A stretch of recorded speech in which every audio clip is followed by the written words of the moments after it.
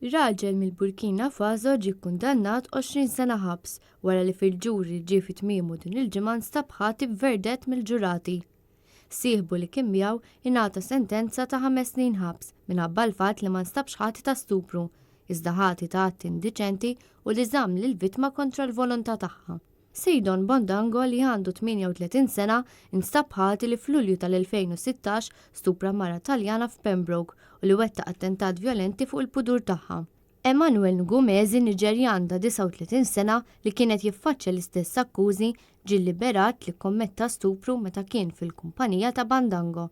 Dan il-verdett kien ħoloq xi ftit ta' battibekki minħabba li ħafna isuh bħala wieħed strampa l-aħħar, madankollu jidher li l-verdett huwa wieħed legalment fin-normi tal-liġi.